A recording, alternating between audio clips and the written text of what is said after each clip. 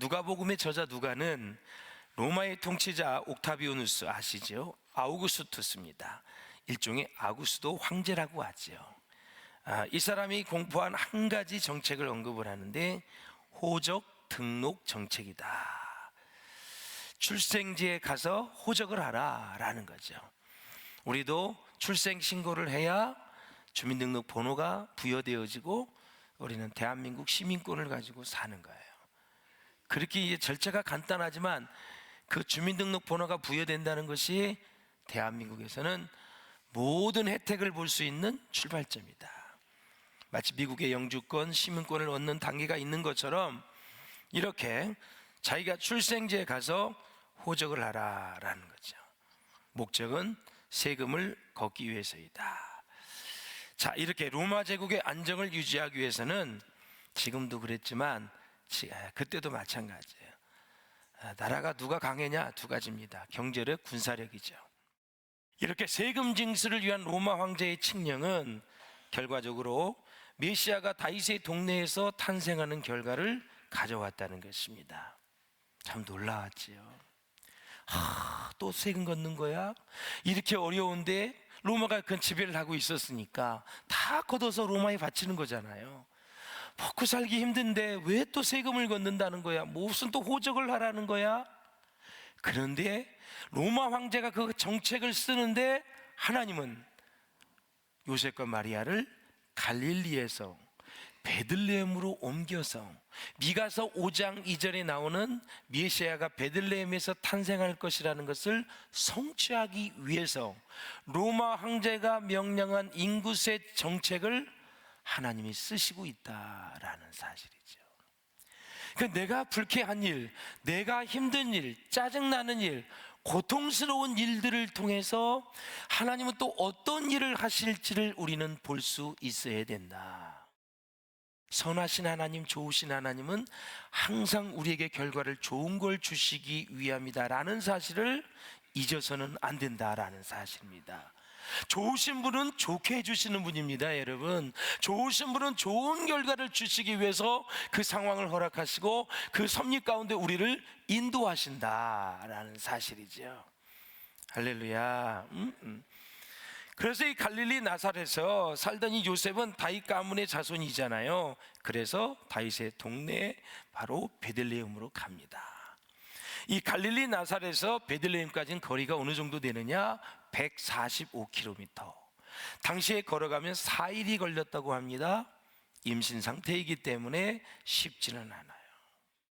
이 출산을 앞두고 있는 마리아에게는 쉽지 않는 여행이었습니다. 아우구스투스 황제 때부터 시작된 로마의 평화를 뭐라 그래요? 팍스 로마나 이렇게 얘기하잖아요.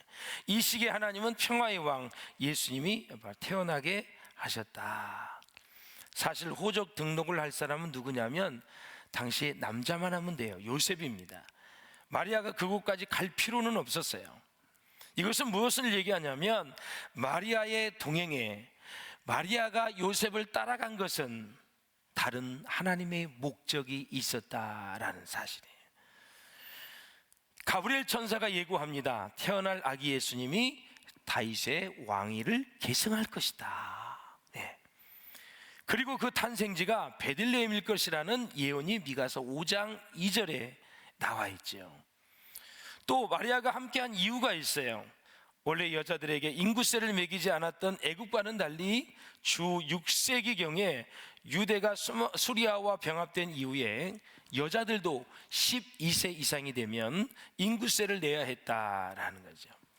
그러니까 세금도 안 냈으니까 당시 여자들은 사람 취급을 안 한 거예요. 야, 당시에 진짜 태어나신 분들은 사람 취급을 못 하세요.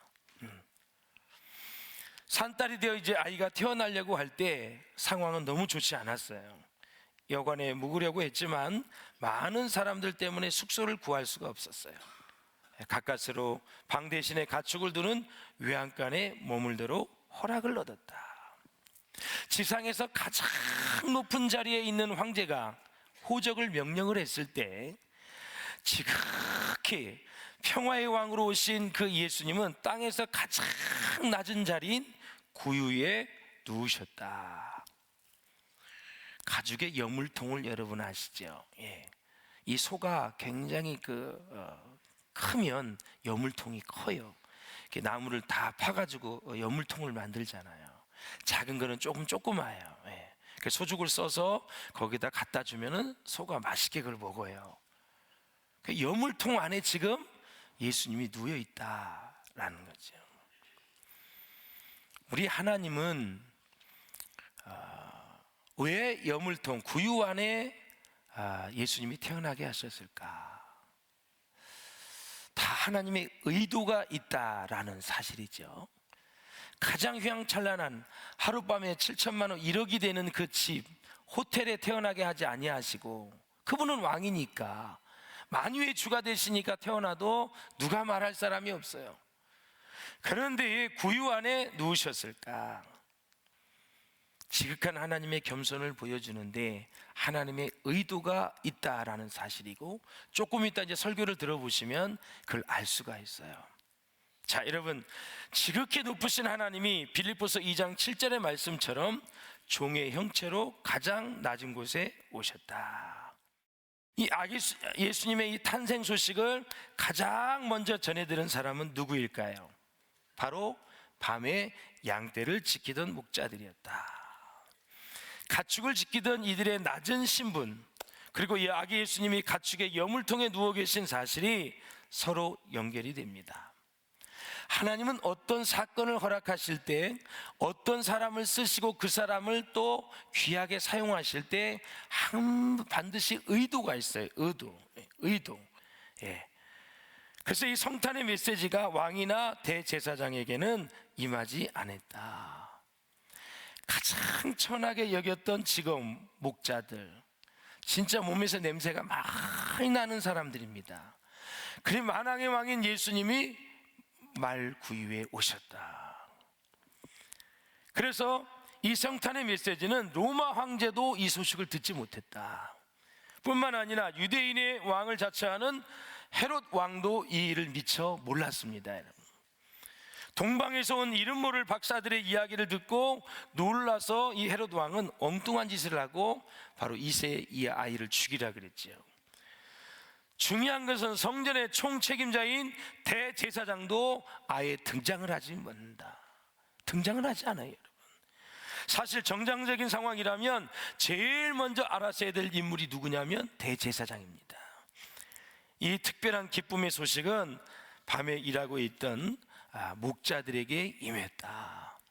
목자는 그 당시에 가장 평범한 서민이며 열심히 일하는 보통 사람이었습니다. 물론 그 당시 목자라는 직업은 그다지 귀하다고 여겨지지 않는 직업이었습니다. 자신에게 주어진 역할을 충실하게 수행하면서 삶의 현장에서 밤잠을 설쳐가며 일했던 사람들, 이 사람들이 역사상 하나님이 베풀어 주신 가장 최고의 뉴스를 가장 먼저 기쁨의 소식을 받았다라는 사실입니다. 단 한 사람도 이 기쁜 소식을 알지 못했습니다. 가장 먼저 알은 사람은 바로 들판에서 양을 치고 있던 목자들이다. 여러분, 누가복음의 저자 누가는 무엇보다 이 왕적인 인물의 탄생에 대해서 당대의 권세자들이 있잖아요. 또 종교의 중심권에 있는 그런 사람들, 이런 사람들이 정말 이런 것들을 하나도 알지 못했다. 오로지 초라한 이 목동들만 알고 있었다는 이 사실에 굉장히 초점을 맞추고 있는 거예요. 성탄은 어떤 일이냐? 지금도 삶의 현장에서 가족과 직장과 교회와 지역사회를 위해서 열심히 일하고 있는 모든 사람들을 위한 것이다. 할렐루야. 예수님이 태어나자마자 하늘에서 수많은 천사가 찬양으로 화답을 합니다. 자, 2부 때도 제가 강조를 많이 해드렸어요.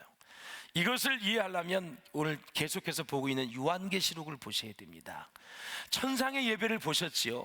셀 수 없는 수많은 천군 천사가 하나님을 찬양하고 24장로와 네 생물, 24장로는 신구약의 교회를 대표하는 거고 성도를 얘기하는 거고, 그리고 여러분 모든 이 네 생물은 이 지구상에 있는 모든 피조물을 다 얘기하는 거예요.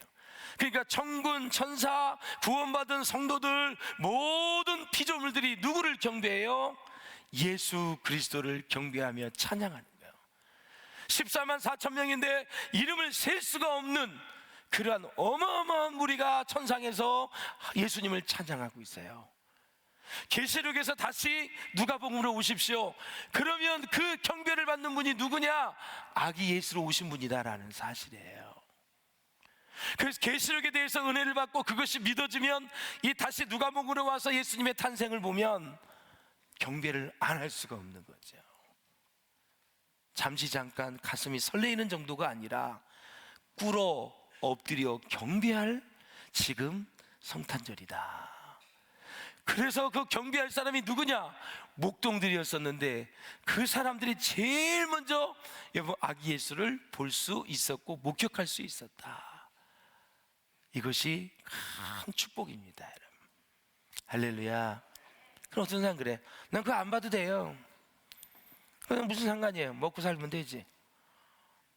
그렇게 생각을 가지면 그렇게 살다가 죽는 거예요. 인간은 하나님을 영화롭게 하기 위해서 태어난 존재예요. 여호와를 즐거워하기 위해서 태어난 존재예요. 자기 유익과 쾌락을 위해서 태어난 게 아니에요. 하나님의 복음, 하나님의 교회, 하나님의 나라를 위해서 우리는 태어난 거예요.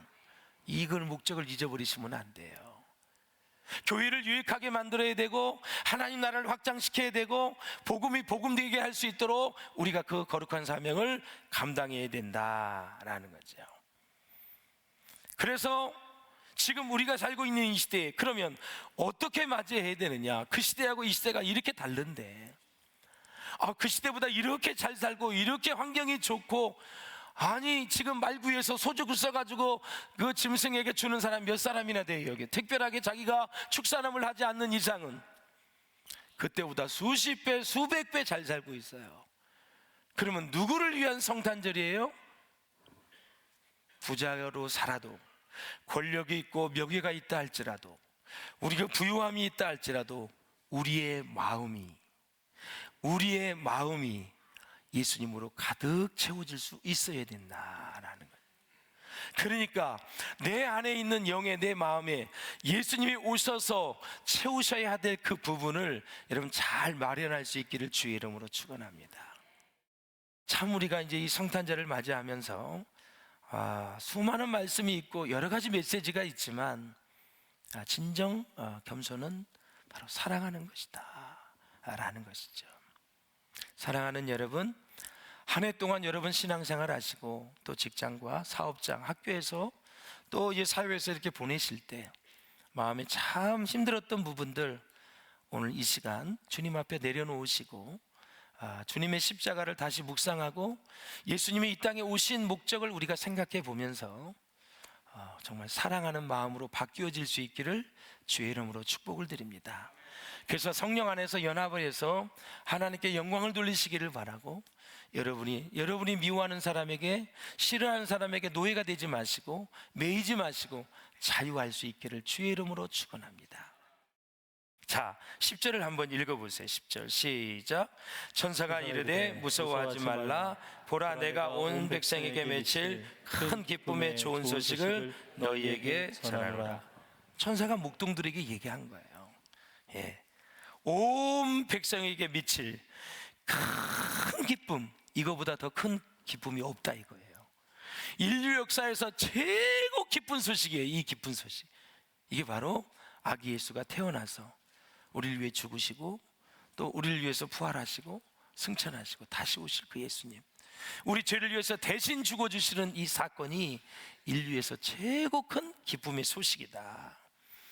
그래서 이 누가복음의 저자 누가는 이 이방인에 대한 깊은 관심이 있어요. 그리고 사도행전의 저자 누가는 이방인을 향해 복음이 막 뻗어가는 모습을 말해주고 있어요.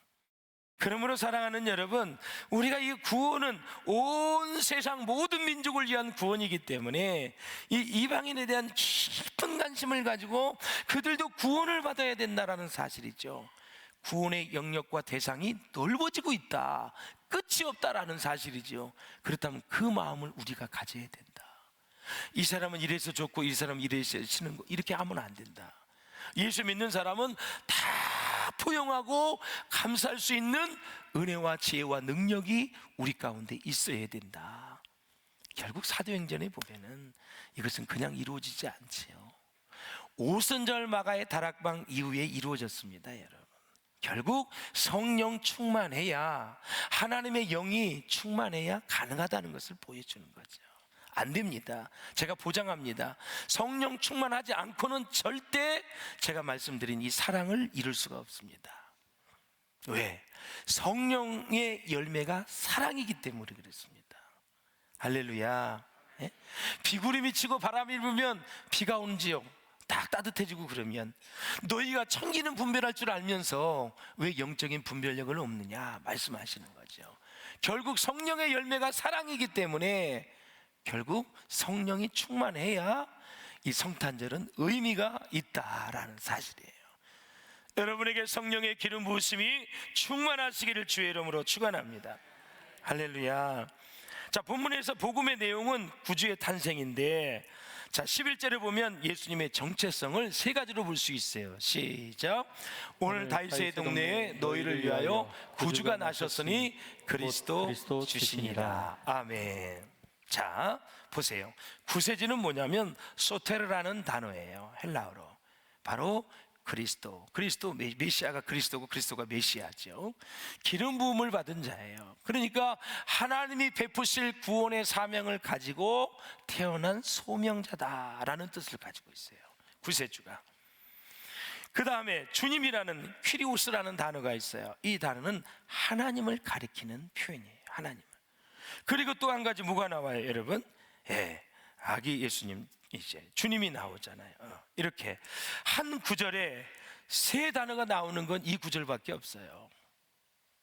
자, 구세주, 그리스도, 주, 이 세 가지가 한 구절이 다 나와 있어요. 사랑하는 여러분, 이 세 가지 칭호는 구약 성경에 자주 나타나는 표현인데요, 여기에는 좋은 소식, 복음의 내용이 있다라는, 태어난 아기 예수가 구세주이며 메시아며 그리스도이시다, 왕이시다라는 거죠.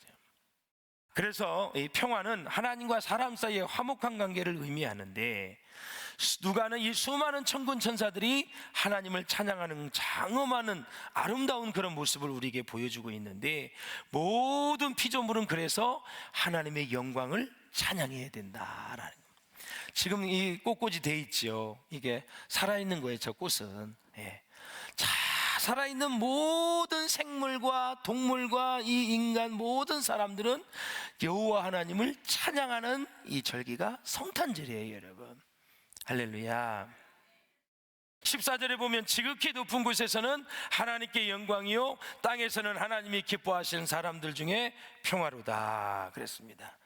그래서 구세주의 탄생은 바로 영광과 평화라는 결과를 우리에게 가져다 준다. 하나님과의 관계 회복이 평화라고 말씀을 드렸어요. 이번 성탄절에 1년 동안 하나님과 서운했던 분들은 다시 회복할 수 있기를 주님의 이름으로 축원을 드립니다. 할렐루야. 그래서 성탄이라는 것은 영광이라는 것이 제 자리를 잡는 때, 그때가 바로 성탄인데, 사랑하는 여러분, 인간이 왜 실패하는 줄 아십니까? 왜 실패해요? 내가 영광을 받으려 하는 데서 시작이 된 것입니다. 영광은 하나님께 돌려줘야 합니다. 영광이 제자리를 잡을 때 우리에게 평화의 선물이 주어지게 된다라는 사실이죠. 하나님의 영광을 가르쳤던 헤롯은 충에 먹어서 죽었어요. 절대 그것은 의도적인 거예요. 단 이례적인 사건이에요. 성경은 한 번만 사건을 줘요. 그러니까 절대 하나님의 영광을 가로채면 여러분 좋지 않아요. 하나님 무서우신 하나님이에요. 영광을 가로채지 않기를 바랍니다. 누가 이런 것을 칭찬하고 어떤 것을 성공을 해도 무엇을 해도 다 주님의 은혜입니다. 사람의 귀는 민감하고 예민해서 뇌가 의식하지 못하는 소리까지 듣고 반응을 한다 그래요. 제가 이제 마지막으로 말씀을 드리고 싶은데요, 그래서 별것 아닌 것 같은 단어 하나에도 기분이 좋아지기도 하고 나빠지기도 한다 그래요.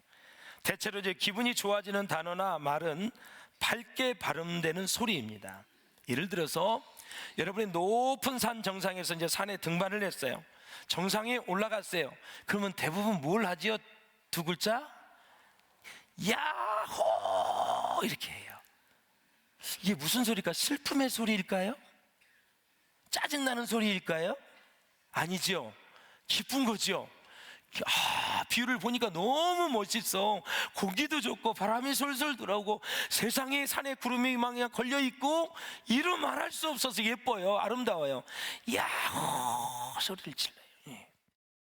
반대로 기분이 나빠지는 단어나 말은 어둡게 발음되는 소리입니다. 예를 들어서 몸이 아프면 어떻게 해요? 지금 몸살 감기, 독감이 걸렸어요. 막 열이 나고 삭신이 쑤시고 막 힘들어. 끙끙 하는데, 그래서 끙끙끙끙 그런 단어를 써요. 놀랬을 때는 어떻게 해요? 소리가 나요. 놀랬을 때. 그래서 아야가 밝은 발음이라면 의이는 어두운 발음이에요, 여러분. 이것은 사람뿐만이 아니고 동물도 똑같습니다, 여러분. 동물들은 기분이 좋으면 왕왕하고 소리를 내지만 기분이 나쁘면 낑낑 하는 소리를 내요.